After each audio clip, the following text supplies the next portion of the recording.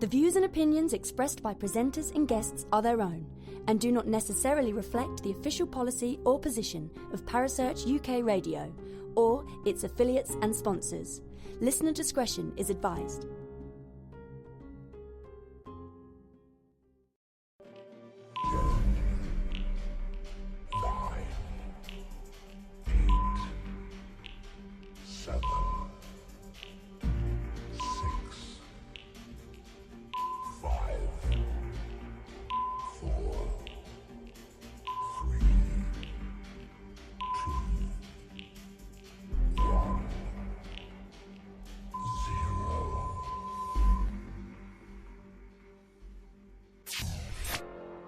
You're listening to Paranormal Concept right here on Parasearch UK Radio with your host, Paul Rook.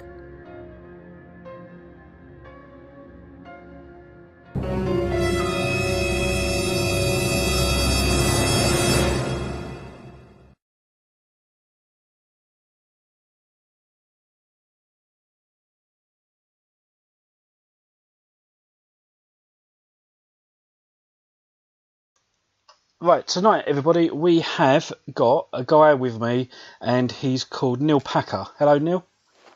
Hello, Paul. Nice to be here. Hello, how are you? I'm fine, thank you. Good, good. Have you been out investigating lately at all? I've just come back from 2 weeks holiday, so I've had a break for 2 weeks in the sun. Oh, very nice. We could all do with some of that, I think. Oh, yeah. Mind you, we've had good weather the last few days. Yeah, it's not too bad. Yeah, okay. So whereabouts are you based? I'm in Leicestershire. In where? In Leicester. The town's called Hinckley in Leicestershire. Oh, okay, I know it. Very nice town, that is. Yeah, Yep. I've been there a few times. Oh, right. While travelling through and stuff. Yeah, Yeah. absolutely. Right, so what sort of paranormal investigator are you? I actually focus on haunted antiques now. I used to be an investigator going to haunted locations, but I wanted to do something different. So Okay. I just focus on antiques. Yeah, certainly different. So what got you into the paranormal to begin with? To begin with, I actually saw a ghost when I was a teenager. We were out camping in a local field, village, and I got up in the middle of the night and I looked over the fields across the way and I saw a lady dressed in all white coming from the cemetery. Okay. Of course, it freaked me out a bit, so I've never said anything. It was never mentioned again until I actually bought a book on the village, and it's a well-known documented evidence that this lady walks from the cemetery across the fields. Yeah, okay, cool. So you had that experience, and then did you go straight into ghost hunting or paranormal investigating straight after that, or was it? No, it was many years later. Like many people, it all started with the TV shows, I think, and that got me interested and fancied going to haunted locations. Yeah. So I joined a local venue group. I actually co-owned it eventually. So we did the normal stuff. We took guests into haunted locations and had lots of different experiences, but I wanted more. Yeah, that makes sense. I mean, that's much how most people got into it, to be honest. So as much as we do sometimes slate the paranormal events and TV shows even, they're responsible for bringing more and more people into the paranormal. Yeah, I think they've got the place in it. Yeah. But I do think they need to say it's not really an investigation, it's more entertainment. Yeah, absolutely. No, I totally agree. Because, you can't necessarily gather all the information and evidence on a public investigation because, you can't account for everybody.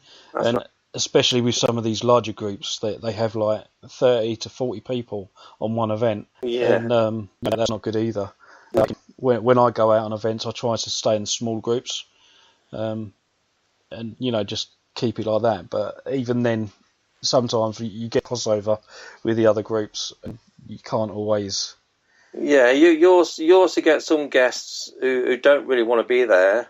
Mm. They just go with a partner because the partner wants to go. That's it. That's hard work then. Yeah, it's hard work. We went to Dudley Castle. We did a charity 2-nighter for Dudley Castle. They invited us to do their Halloween special. Yeah. We had one guy all night. He was on his mobile phone. And you're thinking, well, why have you paid to come on? Yeah. You're on your phone playing games or whatever he's doing. And it was just, I think that was the start of the end of the venues for me then. Yeah, I can understand that. We try to encourage people to turn their phone off, and yeah, because with my company in particular, Trident, we keep the group smaller and we get everybody involved. Yeah, so I think that sort of works in our benefit really. Yeah. But no, I do exactly know where you're coming from, because sometimes you do get people like that, and it's hard work, very hard work. It took the enjoyment out of it. But anyway, so we're talking about paranormal haunted antiques. Yes. So what's your best experience with those? Okay, my best experience with the antiques is I do regular nights at Sims Vintage Antique Centre in Wootton Warren, which is near Stratford upon Avon. Yep. Unfortunately, Phil, the owner, agreed to me going in, and Phil and Terry join in on the nights as well. It's just them and me and a couple of other guys. Yeah. The best one was I had a medium with me, and he looked down at an old photograph, and he said it's a bit like Harry Potterish. This is sound a bit far fetched. I've just seen a boy run across the picture. So I said, hey, we'll put it on the table. Let's work with it. And there was a little boy came out of the photograph into the centre, and he was running out, and he was really excited. The good thing about it was this little boy actually held Terry's hand, and she could feel a cold hand on her hand. Really? I like to get physical responses. Yeah. That was a weird one, and this little boy was so excited, never been out of the picture before. At the end of the night, he went back into the picture, and he says he's got to go back to his mum and dad. Okay. So why do you think the little boy spirit was in that picture? I don't know. That's something I want to research a bit more. Whether the photograph was taken and the little boy was actually in the house, or the little boy's spirit was in the house when the photograph was taken. So they've captured the image of the house with the spirit in it. Yeah. So the spirit can actually come out of it when he wants to.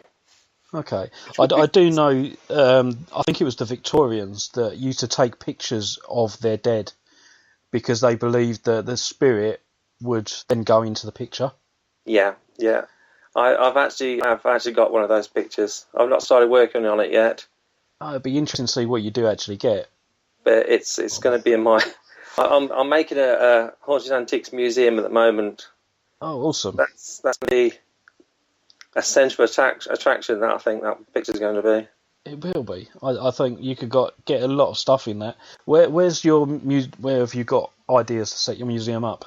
The museum, I'm converting my carport into a room. Okay. It's going to be at my house. Fantastic. It's my house, but it's going to be joined to my house. Yeah. I'm currently investing in items to put in it. I've got the normal stuff, some dolls that are supposed to have spirits attached, but I don't really want to go down that route. Yeah, I think there's a lot of dolls coming out of the woodwork. Have dolls with spirits attached. I've got a few, but I don't want any more, sort of thing. Yeah. I actually want to go to antique shops. I've got my eye on a few at Sim's shop, so I'm going to pick some up tomorrow. I want actual antiques that were loved and they're cherished. So other than pictures and dolls, what other antiques have you come across that you think have a spirit attached? Well, I've actually got a World War II baby gas mask that we've done some work at the Antique Centre, and we had a spirit come through. At the Antique Centre, we don't use a spirit board because it's in a shop, and we don't want people to think, oh, blimey, they're using Ouija boards and it's going to get the devil in and all this. So we don't use a spirit board there, but we used a writing planchette last time I went. Yeah. and the writing playing unusual movements that we couldn't replicate on our own. And it was moving side to side now. So I've actually bought that now. Yeah. Another one was I think it was a Victorian pistol, and a lady came through. It was her pistol, and she actually used it and shot someone. Have you, with in particular the pistol, have you actually looked into that and found out whether she did actually own it? Or... No, because that was the end of the night. So I'm going to go back later this month, and hopefully we're going to do some more work with that. Yeah, that'd be interesting. Yeah. Is there anything that sticks in your mind that you've investigated already, and all the facts have come to light that the spirit did actually own that piece of antique, or have you actually confirmed any of it? We haven't actually confirmed any at the minute. That's one of the main reasons I want to do this museum, so me and a few friends can spend more time on different items that I bring into the building. Okay, yeah. Yeah. Are you going to charge people to go to them, or is it going to be a free to everybody? I thought about eventually, once we get going, start off with I just want myself and a few close friends that I trust 100% to get the energy building in it and get it started. Then I thought about charging people perhaps a nominal fee, so I can invest. I don't want to make any money out of it. Yeah. I just want to invest in more antiques, because as you can imagine, and some antiques aren't cheap. Yeah. For example, this pistol I think it was £500. Okay. I would love to buy it, but I haven't got £500. I'll bet. So I'm thinking about charging people a nominal fee, and perhaps only having 5 people, because it's not a big. It's just carport. It's not a big room, but perhaps 5 people at a time, sitting around the table, just choosing whatever antique or object that I've got in the room to work on it and spend some time, try and get the energy through, get the energy of the spirits come through onto it, or if they've got any items that they've got themselves, to bring it in. Okay. And we can work on it. Well, that's actually quite a good idea, because it's more interactive and hands-on, rather than having them just on display. Yeah. I don't want them just on display. I want it to be a research. Yeah. I want. I don't think anyone will ever prove 100% that there is life after death, but I want to get as far as possible. Yeah. So that makes total sense. Yeah. Okay. What is the most expensive item that you have? At the minute, it would be a clown. I've got a clown. Okay. That has got a spirit attached to it. I'm interested in clowns as well, you see. Very nice. Typical Halloween thing, though, isn't it? Clowns? Yeah, clowns are sort of psychological. Yeah. No. Why do you think that at the moment? I mean, there's all the rage about the Annabelle doll, and the Robert doll and things like that, and it seems to be quite a lot of dolls are apparently haunted. Why do you think that it's more aimed at dolls than anything else? I don't know. That puzzles me. I don't understand it, because people have hundreds of dolls that are supposed to be vessels, and I don't understand why would a spirit particularly choose a doll to be attached to. That's going to take some more research, I think. Yeah, absolutely. I don't understand it myself. Yeah, it seems a bit silly. Yeah, I agree. That's why I go away from. I don't always follow the norm. Yeah, well, no, this normal's boring. The norm would be buy haunted dolls. Yeah, you could just open up a doll shop thing. Yeah, I don't want that. I've got 2 or 3, and that's enough. I don't want any more. Yeah. Unless something really good comes up, but I don't want any more. I want a Victorian pistol. I want a World War II helmet. Yeah. I've got a death photograph I'm going to work on. I want things that have been loved and cherished. I'm not interested too much in negative spirits. Yeah. I'd sooner work with nice, positive spirits. So, are you a clairvoyant or anything like that? No. Sentient. So, how do you pick up what items are haunted and what are not?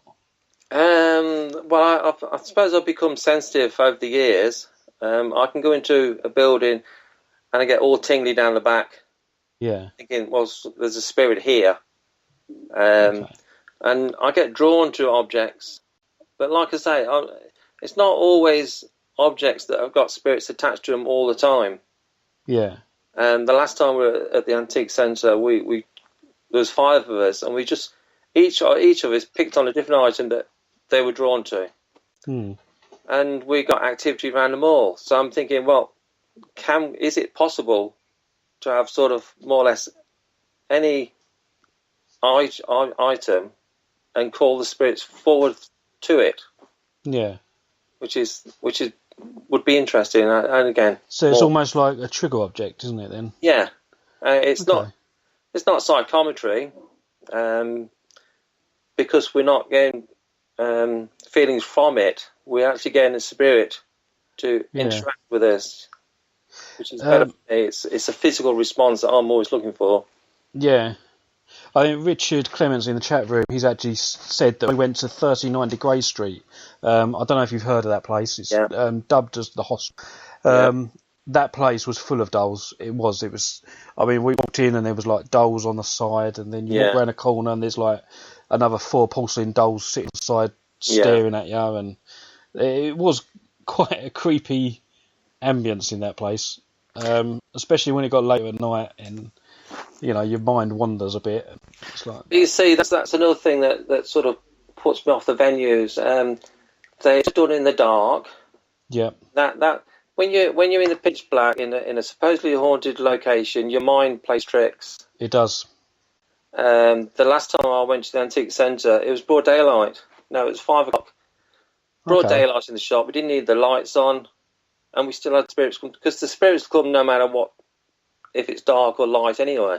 Absolutely. And when I try and, if I've got like a private investigation coming, and someone wanted me to go to the house to look at activity there, I'd always ask them to keep a log for at least 2 weeks, just so that I can see if there's any pattern to when they get activity. Because, I mean, if all the activity happens at 3 o'clock in the afternoon, it's not going at 8 o'clock. That's right. At night. So I do see where you're coming from then. There. Yeah. Okay, so how did this antique centre get in touch with you? I got the idea about the antique shop. I emailed over to perhaps 20 different antique shops in a local area to myself, and only one replied, which was Sims Antique Centre and Sims Vintage Antique Centre. They replied, and Phil was really interested, so I went and talked to him and said, look, this is what I'd like to do. It's just an idea. It might not work. I don't know. Yeah. I says, as far as I know, it's not been done before. And they were really up for it. They join in the nights. They're interested. Phil can research the items as well. He knows about the antiques, and they've got some fantastic stuff in there. I'll bet. So I'm very fortunate to find them. Yeah, I must admit, I do like walking around certain antique centres. Yeah. And, the thought has never really crossed my mind about them items being haunted. Never. Yeah. But I do understand where you're coming from. And when it comes to doing the events and stuff, and I try to pick trigger objects, but I like to use stuff that's already been in that location, rather than bringing in my own. Yeah, I like to use stuff that's already there, because that's sort of what spirits are used to. Yeah, but that's very similar to what I'm doing, isn't it? Yeah, you've got an item connected to that building, and the spirits are connected to that item. Not necessarily there all the time, so they're not actually attached to the item, but they'll come forward. Yeah. Have you ever had any bad experience or negative spirit or anything like that come through on Not any since items? not since I've been doing the antiques. No, I've had one bad experience when I was doing venues, Yeah. and that affected me quite badly. Okay. It was in Wigston House in Leicester. Right. I've not been there, to be fair. No, it's turned into a restaurant now, so they don't do paranormal nights. Oh, that's a shame. It was the oldest building in Leicester. Okay. It was an interesting night. Yeah, I mean, I must admit, I like to go to places that haven't been done that much. You know, some of the smaller locations. And again, sort of in the same realm as what you're doing, we go to a place called the True Crimes Museum in Hastings. Yeah. And a lot of the energy that we get there is like residual and connected to the items. Yeah. You know, so yeah, I do think that you can get haunted items, but it just baffles me how that anyone can limit it to one item as opposed to the house or the building that it's in. Yeah. I mean, I think, isn't it John Zaffis? He does the Haunted Collector on the TV. Yeah. I've often wondered why he doesn't go in there and say, "Oh, look, you know, your 40-inch plasma TV is haunted. Well, I'd better take that to my museum." Well, that's a good idea, actually. Yeah, that's it. Just there you go. It's a good idea. You know, you heard it here first. I'll send you the bill. So, what is it that you sense about the items that you look at, basically? It's just a feeling. No, from the very first time I went into the antique centre, I was drawn to this World War II baby gas mask because they are the most hideous looking thing in the history of mankind. I think to think a baby was put in there to stop it being gassed. Yeah, I must admit I've seen one of those at Sport Readout in Harwich. They've got a baby mask and it literally covers the whole body. Yeah, it's just the legs dangling from underneath. Yeah, this one was just the whole enclosed unit. Yeah. So it's like chuck your baby in there and it'd be all right. But to see that in the dark as you come around the dark corner, it can make you jump. So I was always drawn to that baby gas mask. So the night we just chose one item each, I had to go that thinking, well, would a baby be attached to it? Probably not. But we got movement on the writing planchette from it. So there's a spirit, whether it was a baby who owned it, who used it. Well, they never got used, did they? I don't think. Or a parent who had it for their baby. I don't know. I'm going to research more because it's actually going to be in my museum. Yeah, that'd be really interesting because especially if it is a baby spirit attached to it. Then logically, you know, he wouldn't be able to read or write anyway. No. So that's quite interesting that you actually picked up something like that. Yeah, it was moving the writing planchette. I've made my own writing planchette. It's a see-through disc. Yeah. So you know, normal planchettes you have to lift it up to see what's written. This one you can see it all the time as it's moving. You can see it. Yeah. It was moving, and it was so precise in its movements that when we were having a break, we tried to recreate it, and we couldn't. Even if one of us were pushing it, recreate the movement, which is interesting. It is. I think this is all interesting because, as I said, it's not something that you really think about that often. No. See, what I want to do in when I start my museum is use that out, and I'm going to start using sounds as well. You know, I want the air raid siren going off as well. Yeah. I think that's going to generate even more energy and connect it to this gas mask, which is hideous. And I think we're going to get a lot through on that one item alone. Do you know of any other museum a bit like what you want to set up in the UK at all? I think there are other haunted objects museums. Okay. I think they focus on, like we said, dolls that have got spirits actually attached to it, and they're supposed to be there all the time. Yeah. Have you ever contacted any of them to maybe? I'm friends with a couple on Facebook, but I've never spoke to them. Okay. Yeah, I mean, once you've set up your museum and stuff, I mean, it would be good to go to the stage where you just open it up to anybody that wanted to come and have a look. Yeah, I think that could be quite popular, and I mean I live in Essex, and I don't actually know of anywhere like that. That's so good. I'd be actually interested to maybe pop in when I'm on holiday or something. That would be quite good. Yeah, I've got lots of plans for it, lots of ideas for it as well, going forward. I'm always... Now, I spent 2 weeks in the sun, and every day I was thinking about, oh, yeah, that's a good idea. I can do that. Yeah. Another item that I do want to buy, I know a dealer in the antique centre did have it. It was a World War II German helmet with a bullet hole in it. Okay. Whether they've still got it, I don't know. Yeah. But so if Phil's listening, I would really love to get my hands on that, because I'm not saying there's going to be a spirit actually attached to it, but there'll be a lot of energy connected to it that perhaps we can get this German soldier forward. Yeah. Are you still looking for items that could be haunted? Yeah. I'm always on the lookout for a new item. I haven't got, to be honest, I haven't got many at the minute, because I'm still actually building the room. It'll be finished by June, so I'm going to start in earnest now, getting antiques. But like I said, I'm limited to what I can send. Yeah. But I've got about 20 items at the minute, I think, something like that. Okay, well, I mean, that's still quite a good quantity. It's a good start.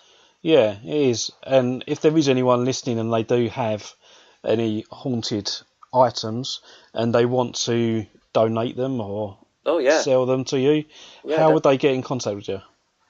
Probably through the Facebook page. I've got a Haunted Antiques Facebook page, or on my own personal page on Facebook.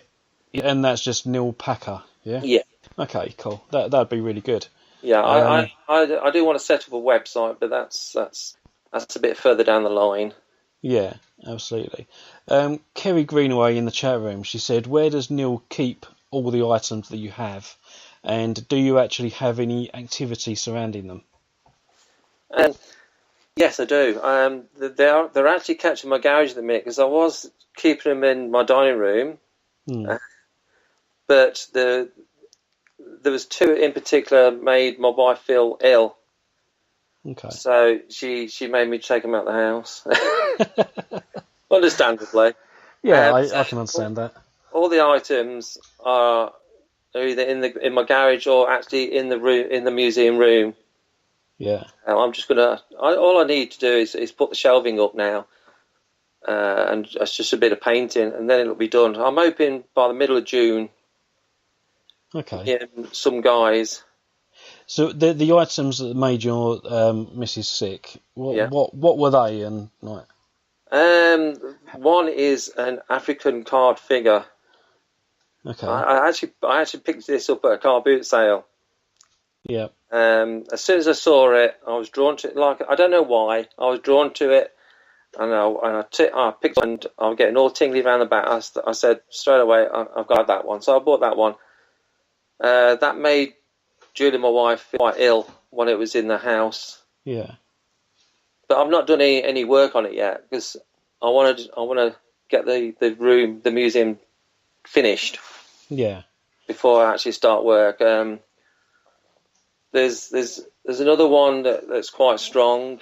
I got that off the internet. That is a figure of a lady. Yeah. Antique lady. There's something strong attached to her. And I think, but they've actually got spirits attached to them. Okay. So it's my museum's going to be a mixture. It's going to be a mixture of items that got spirits attached to them. So the spirit's there all the time, basically. Yeah. And there's also going to be interesting antiques, like the gas mask and the photograph. I don't think they've got spirits attached, but spirits will come forward, which we've had. Okay, that sounds really interesting. Now, after you've looked into them, I would like if you'd come back onto the show and tell us about the information you got. That would be really interesting. That'd be my pleasure. Yeah, that'd be really good. I'm just going to have a quick break, and I will be back very shortly after this. Hello, Harry Price here. Good evening. If there's nothing myself and everybody else enjoy here on the other side more is the sit back and relax and listen to Parasearch Radio with its paranormal news, views and reviews from across the UK and beyond.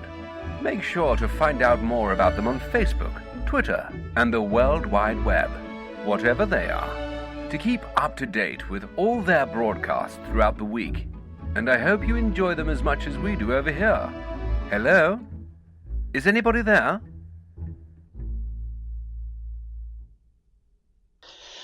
Hello and welcome back. That was Harry Price, live from the other side. We're talking with Neil Packer tonight in regards to paranormal haunted antiques. So what is it in the museum that you've got and you're building at the moment? Have you put any protection around the house or wherever they're stored? No, there's no protection around the house. Okay. And that's I'm not, like I said, I'm not interested in negative spirits. If something's really bad, I don't think I'd have it in the museum. Okay, yeah, stick it on eBay and let someone else have the problem. Yeah, that makes sense. And I was interested in a cross. It's a crucifix once, and I got something really negative attached to it. Yeah. But I don't think so. Unless I keep it contained in a cabinet. Yeah. A medium, put protection around it. Absolutely, I think that would probably be a really good idea, especially obviously once you've got a museum, you don't know how having the collective spirit energy in that room would manifest, if it would. If things start changing in the house, I firmly believe that if you I might be wrong, if you say to the spirits at the end of the night, thank you for coming forward, go back to where you belong, do not go in my house, and they're all positive. Everything that I've dealt with so far has been positive with the items, and they'll just go on the way. They might have a wander around. Yeah. I don't envisage any problems. So is your missus into all this as well, or is she just? No, she's given me her full backing for this museum. She thinks it's fascinating. Yeah. But she's not interested in sitting in there and working with the items. That'll be myself and some really close friends that I've got to know from the venue side of it. Yeah. I trust them 100%. They're probably, a couple of them definitely are probably a bit more sensitive than I am. Okay. So which will be interesting. So they'll be able to sense a bit more than me. I need physical evidence. I need them to hopefully write the name down, the date of birth, and all this. I want a lot, but I need physical evidence. Absolutely. I mean, when I've used the Ouija board or other trigger KT meters and stuff, we tend to get names more so on the Ouija board, but the rest of the time it's total guesswork. Yeah. And we can never, not always research who these people are. I mean, a friend of mine, we went to Shrewsbury Prison, and she said that she actually took a spirit home with her. Yeah. And when she got someone that was a little bit psychic go in there, she gave him the name of Desmond. Mm-hmm. And I actually looked that person up, and there was, I think there was 8 people hung in Shrewsbury Prison across the many years, and one of them was called Desmond, and he was killed for allegedly murdering a little girl, but he didn't. Apparently, he didn't do it because they're all innocent in prison. Yeah. That's it, you know. So it's still quite an interesting subject. It's fascinating. It really is fascinating, and we all find different things out, don't we? We do, absolutely. You could go into like Shrewsbury Prison and find something out, and I could go to Shrewsbury Prison and find other things out. Yeah, I do understand. I mean, again, with the mediumship, it's sort of on different levels as well. Yeah. And it's sort of, it puts me off mediumship a little bit because they can't all pick up on the same thing. And it's like, well, does that make you better, or or you're just making it up? It just sort of there's that little doubt in your mind when. But you just don't know. That's why I like physical evidence. I like even if it's just taps on the table, yes and no. That's something I can hear. It's not. No disrespect to mediums. It's not just a guy or a woman saying, "Oh, I've got." Yeah, I mean, there are some really good mediums out there. I just want to add that. But, it's always, I'm still quite sceptical of mediums. It's just basically because I question everything, really. Yeah. But that's sort of what you've got to do as a paranormal investigator, just question everything. Yeah. And try and arrive to a logical explanation, at least. Mm-hmm. Yeah. Richard Clements in the chat room, he said, can having certain antiques be suggestive? So, for example, if you present someone with a wartime relic, like a soldier's helmet, could they automatically assume that it's a soldier that comes through? I can understand I would imagine your mind will automatically kick into... it will be like a German helmet. It will be a German soldier, but it might not be. That's when the research comes into it. You've got to get past your initial thoughts. Oh, it's going to be a German soldier. You've got to work with it and let them tell you who they are. Okay. So, how do you go about working with that particular item? The way we do it is put the item on the table. We sit around a table. We put the item on the table, and we just say if there's any spirits associated with this item, come forward and join us, and let them come forward, whoever it is. Okay. Have you ever had anyone famous come through? No, I haven't. Okay, so Elvis isn't. Elvis is dead. He's not here yet. That's something I'd be interested in finding. If I could, I'd be interested in getting a genuine. Now, my idol was always David Bowie. Yeah.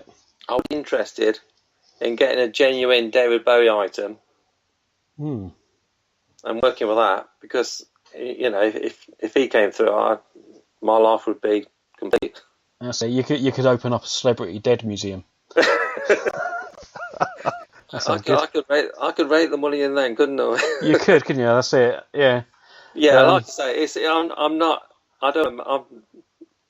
expecting to make a fortune out of this. I don't want to make a fortune out of it. It's just interesting. It's fascinating. Yeah. I just like to invest in more antiques. Yeah, absolutely. I mean, I've always thought about that idea myself, setting up a sort of museum, but I really wouldn't know where to begin. That's but I'd like to do it. Yeah. Open up a nice little shop somewhere in Southend, and yeah, that'd be good. That would. People come from miles around just to see my little museum. That'd be good. Right.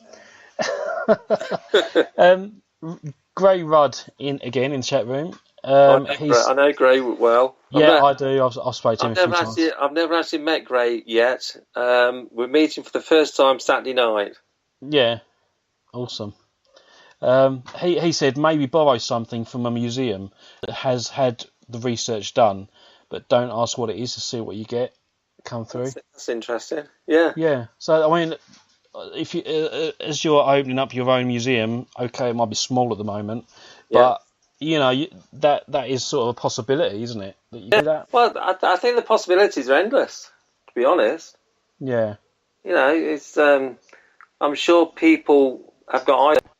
They wonder, is attached to it, or can we bring someone forward using it? I don't know. It's just a whole new ball game, as far as I can see. Well, Richard Clements has asked, have you considered applying for lottery funding for the museum? No, I haven't actually. Again, that's another possibility. But I think that's going to be aimed at more of a. That's further down the line. If I've got loads of items and I have a building. And I think I don't know how the lottery funding goes. I mean, at one time, they used to say, "Well, we'll match whatever you can raise." Yeah. And stuff like that. So again, if you don't ask, you don't get. At the end of the day, the interest in it is definitely there. Yeah. I've had so many brilliant comments. I've had some cranks on as well, but I've had some really good comments about it, about what I'm doing. Yeah, I mean, it's a bit like the Witchcraft Museum in Boscastle. Yeah. I've been to see that countless times, and I absolutely love it there. But that's sort of the closest that I've come to any sort of paranormal related museum, really. Yeah. But yeah, I mean, it'd be quite interesting to see whether or not you could contact other museums and. Yeah, that's a good idea, actually. Yeah. I'm also fascinated with mirrors. Okay. There's this age-old theory that a mirror is the sort of a gateway. Yeah, I've heard that. Oh, one of my medium friends, she made what she calls a devil's box, and what she's basically done is got 6 mirror tiles. Yeah. And had made a box out of them so that all the mirrors are facing inside the box. Yeah. And she's put a microphone in there, and she gets what she calls Class A EVPs come through. And that sort of works on the principle that it's opening up a portal in the box and just dangling the microphone in front of it. Maybe that could be something that you could look into. If you was to not only put the microphone in there, but maybe an object as well. Yeah, that's interesting. Yeah, I do intend to get lots of mirrors in the museum. Yeah, and it'd also make it look bigger than it is. Yeah, that's good idea. But I think with the lottery funding, I think they might want you to go a little bit more bigger.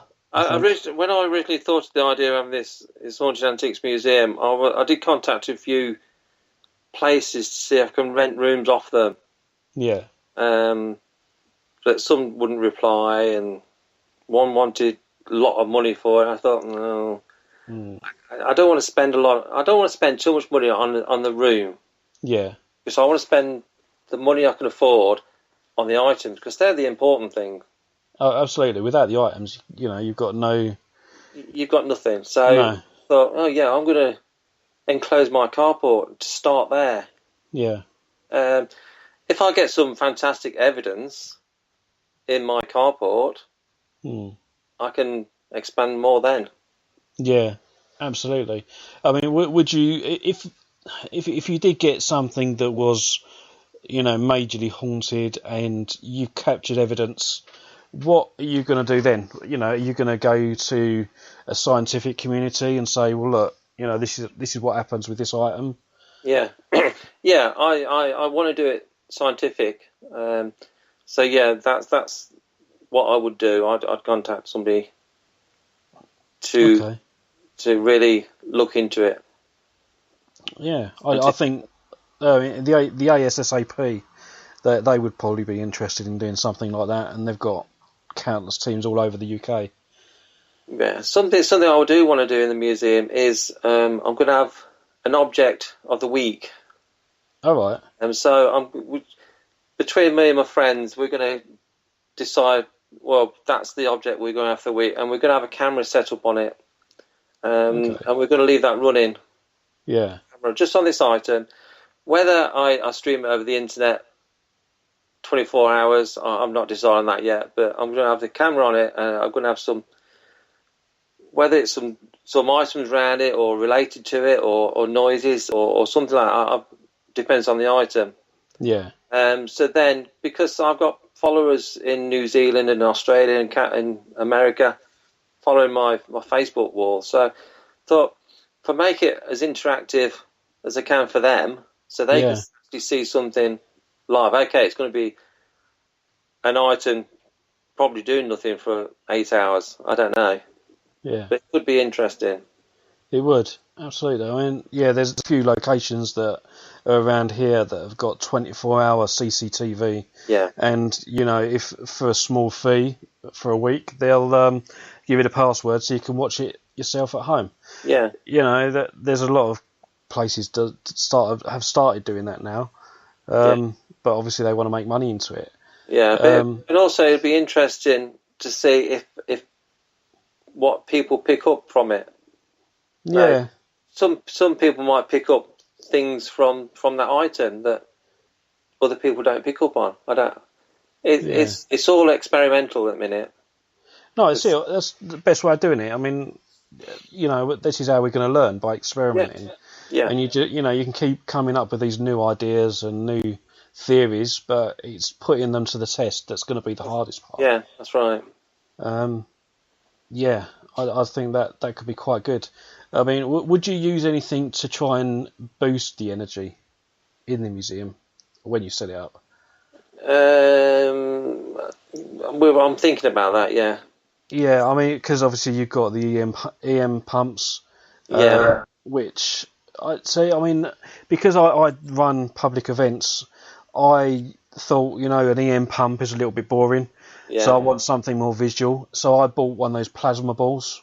I was just going to say, I'm fascinated with plasma balls. Yeah, that's it. Just put a plasma ball in there. It does exactly the same thing. It pumps out the EMF. It's fantastic. Plus it's something to see, isn't it? Yeah. No, EM pump is just a box. Yeah, it's just a box with one red light and an aerial. I mean, So I used to have a plasma ball, but one of the guests broke it. But accidents happen. Yeah, but so I will buy another plasma ball, and or once the museum's ready, before we start our research, I will leave the plasma ball going. Yeah, that'd be quite interesting to see whether or not it increases the energy. Yeah. And I know Kerry Greenaway is particularly into crystals, and she uses what she calls a crystal grid, and she builds up this really nice, pretty crystal grid thing on the table, and it's supposed to energise the room and make it more active. That's interesting. I've never heard of that. I have thought about. I mean, I am interested in crystals. I have thought about using crystals, but I don't know anything about it, I must admit. So that'd be interesting. Oh, absolutely. I mean, if you join our Parasearch radio page, Kerry Greenaway's on there most times, so you could just email or message in, and you know, I'm sure she'd be more than happy to help you and guide you where you need to go. And you know, she even sells crystals as well, so she can tell you everything you need to know. Yeah, that'd be good. I'll do that. Yeah. Richard Clements in the chat room, he said that your local authorities might be interested in offering you a place or a grant of some form if they think it'll draw in tourists. That's another good idea. Absolutely. I mean, you know, the Witchcraft Museum, perfect sort of scenario. It's the same thing as what you're doing. And they pull tourists into the local area. That's a good idea, actually. Yeah, there's lots of avenues I can go down once we've started and we've actually see it can work. Yeah, I think you're onto a winner. To be fair, thank you. It does sound pretty amazing. So reach for the stars. Gray Rudd said that a charity night would be good to start it off. Yeah. And people can get down there to raise money for certain charities. Yeah. And you can even get the newspapers down like for the charity events and stuff. So yeah, I mean there are lots of possibilities for you. Absolutely. Definitely. Yeah. Yeah, it's certainly very, very interesting. Good. But unfortunately, we have literally come to the end of the show. It's hours gone quick, isn't it? That's blown by. I've just looked at the clock. I thought it can't be that late. Yeah, that's it. It's just amazing how time flies. Blown by. Yeah. But no, definitely. If you get your museum up and running, and again have a word with our Richard Clements. He's our station owner. Yeah. Maybe we could all come down and have a look and do a live show from your museum. That'd be brilliant. Yeah, we could even come down with a ghost box, Frank's box or whatever, and have a go and see what we can pick up. That'd be brilliant. It would. That'd be a really good experiment to run, actually, and we can do it live on air. Yeah, that'd be fantastic. Absolutely. So it's been an absolute pleasure having you on the show. So thank you for agreeing. Oh, my pleasure. You're welcome. And thanks everybody for joining me in the chat room and asking your questions as well. Without you guys, this show wouldn't be half as fun, really. But yeah, all that remains for me to say is thank you again, Neil, for joining me. And thank you again, everybody in the chat room. I shall see you all again next week. And do you know what? I can't remember what I'm doing next week. So catch it on the Parasearch Radio group page. And we shall see you all again next week. Okay, and we're on.